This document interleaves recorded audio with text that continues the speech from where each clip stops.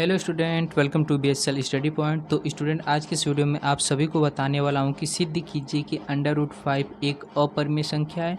Student, यह video आपके लिए बहुत ही इम्पॉर्टेंट होने वाली है स्टूडेंट, क्योंकि हर साल के बोर्ड एग्जाम में एक अपरिमेय संख्या को सिद्ध करने के लिए ज़रूर ही देता है आपके बोर्ड एग्जाम में। तो स्टूडेंट, वीडियो में अंत तक बने रहिएगा, यह वीडियो आपके लिए बहुत ही हेल्पफुल होने वाली है। तो चलिए स्टूडेंट, वीडियो को हम लोग करते हैं स्टार्ट। सबसे पहले स्टूडेंट, हम लोग को क्या सिद्ध करने के लिए दिया है उसको हम लोग समझते हैं।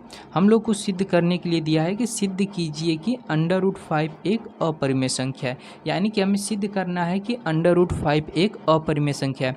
तो सिद्ध करने के लिए स्टूडेंट हम लोग ठीक इसके विपरीत मानेंगे कि यहाँ पे दिया है कि √5 एक अपरिमेय संख्या है, तो हम लोग मानेंगे कि √5 एक परिमेय संख्या है। तो चलिए हम लोग सॉल्व करते हैं। सबसे पहले स्टूडेंट हम लोग मानेंगे कि माना √5 एक परिमेय संख्या है, परिमेय संख्या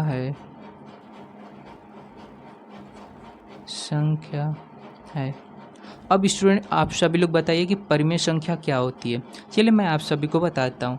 परिमेय संख्या वे संख्याएं होती हैं जिन्हें P/Q के रूप में लिखा जाए। किस रूप में लिखा जाए? P/Q के रूप में लिखा जाए। अब यहाँ पे P/Q क्या है? तो यहाँ पे जो स्टूडेंट P है वह होता है अंश और जो Q होता है वो होता है हर। तो यहाँ पे हम लोगों ने किसे माना था? √5 को। तो हम लोग लिखेंगे √5 बराबर P/Q। अब यहाँ पे कुछ कंडीशन है, उस कंडीशन को हम लोग भी समझते हैं। मैं जो कंडीशन लिख रहा हूँ उसको मैं आपको अभी बताता हूँ। जैसे यहाँ पे जो होगा P और Q सहअभाज्य संख्या है, सहअभाज्य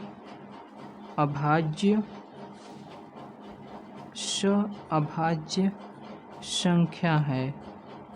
कैसी संख्या स्टूडेंट? सहअभाज्य संख्या है। सहअभाज्य संख्या क्या होती है मैं अभी आपको बताता हूँ। उसके बाद स्टूडेंट एक और कंडीशन है कि Q का मान कभी भी 0 नहीं होना चाहिए। अब यहाँ पे सहअभाज्य संख्या क्या होती है इसको ध्यान से समझिएगा स्टूडेंट।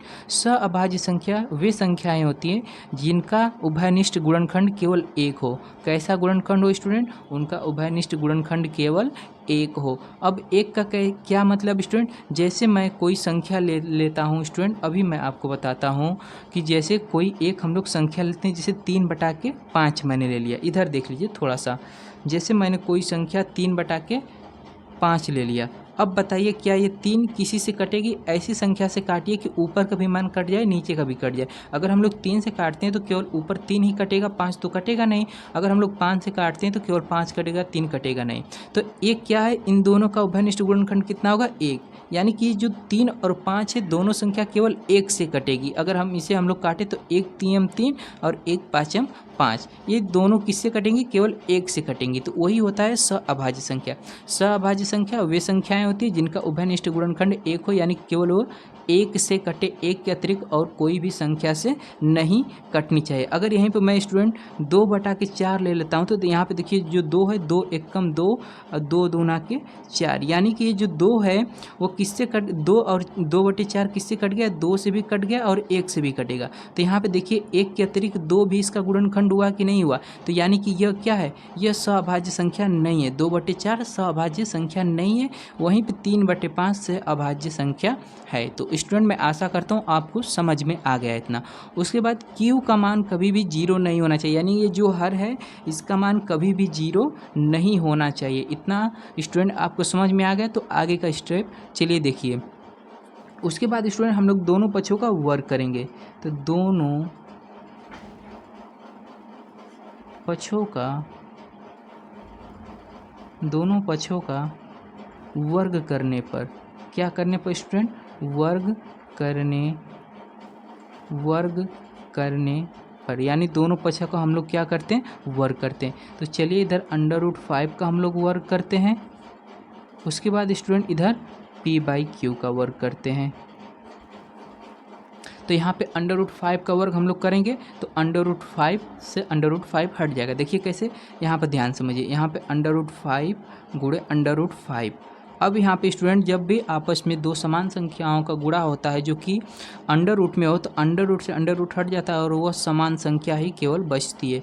तो यहाँ पे केवल अंडर रूट 5 का स्क्वायर कितना होगा स्टूडेंट, तो केवल 5 होगा। उसके बाद p का स्क्वायर p स्क्वायर, उसके बाद q का स्क्वायर q स्क्वायर हो जाएगा। ठीक है, इतना समझ में आ गया स्टूडेंट। अब हम लोग आगे बढ़ते हैं। उसके बाद स्टूडेंट हम लोग क्या करते हैं, इस क्यू स्क्वायर को इधर भेजते हैं 5 और 5 को भेज देते हैं क्यू स्क्वायर की जगह। तो ये क्या हो जाएगा, ये हो जाएगा क्यू स्क्वायर बराबर पी स्क्वायर बटा के 5। ध्यान समझिएगा स्टूडेंट, मैंने क्या किया, इस क्यू स्क्वायर को इस 5 की जगह भेज दिया और इस 5 को क्यू स्क्वायर की जगह भेज दिया।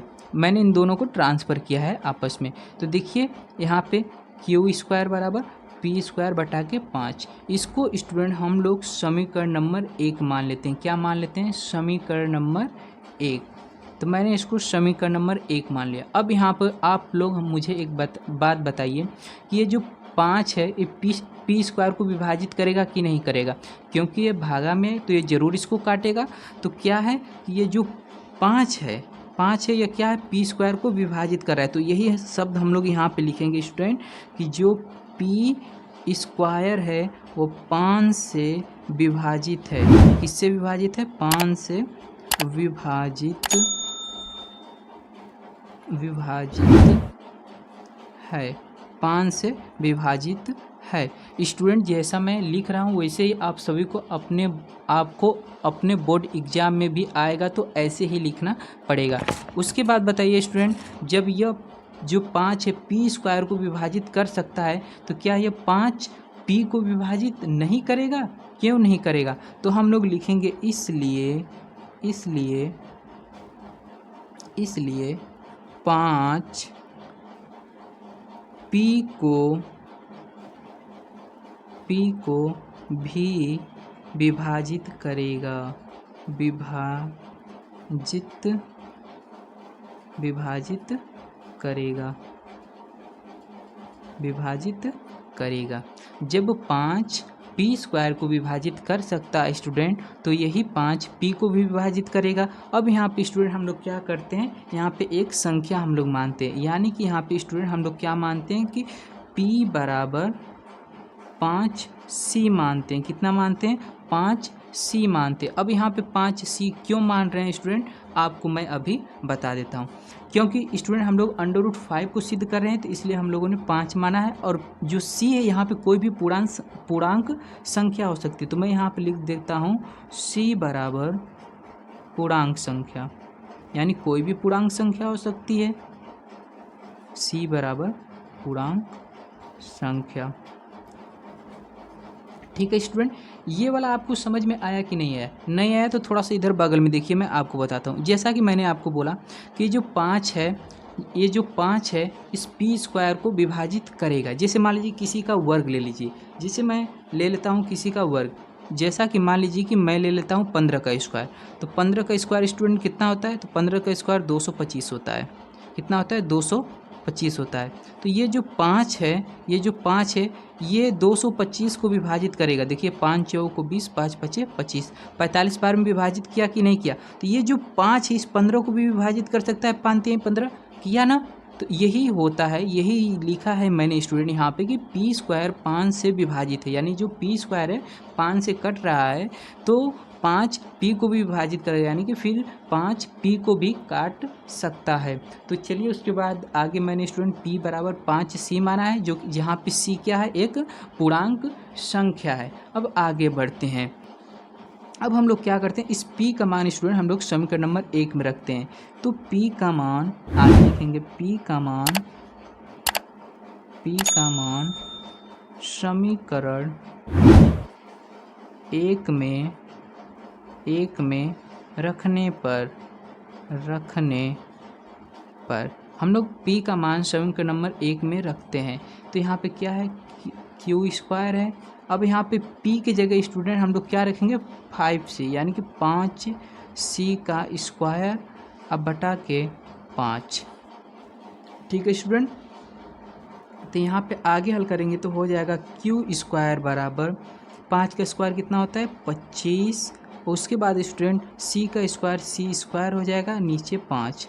अब ये जो 5 स्टूडेंट, ये 5 5 पचे 25, 5 बार में इसको काट देगा, तो यहाँ पे हो जाएगा क्यू स्क्वायर बराबर 5c स्क्वायर। इतना आप सभी को समझ में आ गया स्टूडेंट?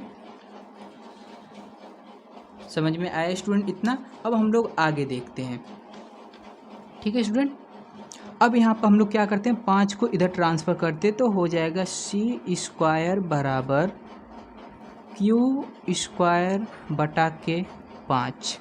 ठीक है, अब सेम ठीक ऊपर वाला कंडीशन यहाँ पर भी आया है स्टूडेंट, ध्यान से समझिए क्या है कि ये जो 5 है क्यू स्क्वायर को विभाजित करेगा तो 5 क्यू को भी विभाजित करेगा, तो सेम ऊपर वाला कंडीशन भी हम लोग यहाँ पर लिखते हैं। क्या लिखेंगे स्टूडेंट? चूँकि क्यू स्क्वायर 5 से विभाजित है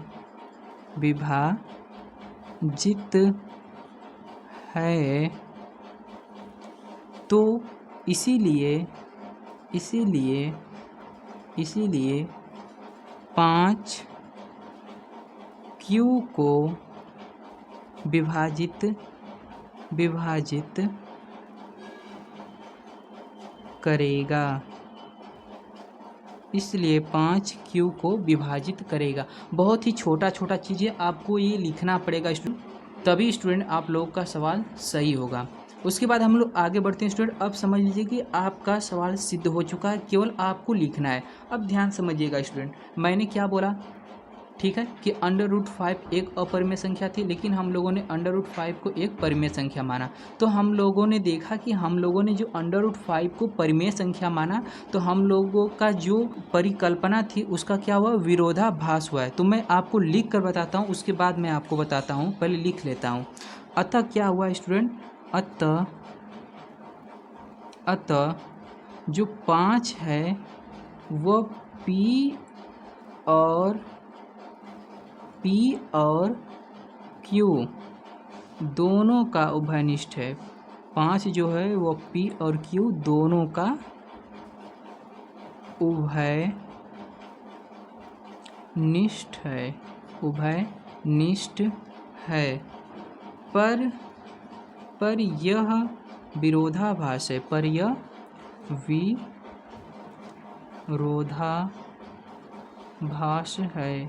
पर यह विरोधाभास है कि P और Q सअभाज्य संख्या है,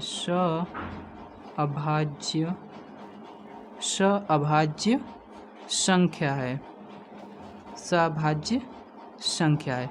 क्योंकि स्टूडेंट हम लोगों ने क्या माना था, ऊपर देखिए इधर, हम लोगों ने माना था कि √5 एक परिमेय संख्या है जहाँ पे P और Q क्या हो, सअभाज्य संख्या होनी चाहिए। सअभाज्य संख्या क्या है, होती है जिसका उभयनिष्ठ गुणनखंड केवल एक हो। लेकिन बट हम लोगों ने जब इसे सिद्ध किया स्टूडेंट, तो पाया कि P और Q का उभयनिष्ठ गुणनखंड 5 भी है। क्या है, 5 भी है, यानी कि हमारी परिकल्पना क्या थी, गलत हो गई कि P और Q सहभाज्य संख्या है। यहाँ पे P और Q सहभाज्य संख्या नहीं है, क्योंकि यहाँ पे जो 5 है P और Q का उभयनिष्ठ है, जबकि मैंने बोला था कि जो P और Q है उसका उभयनिष्ठ केवल एक होना चाहिए। तो हमारी परिकल्पना क्या हो गई स्टूडेंट, गलत हो गई।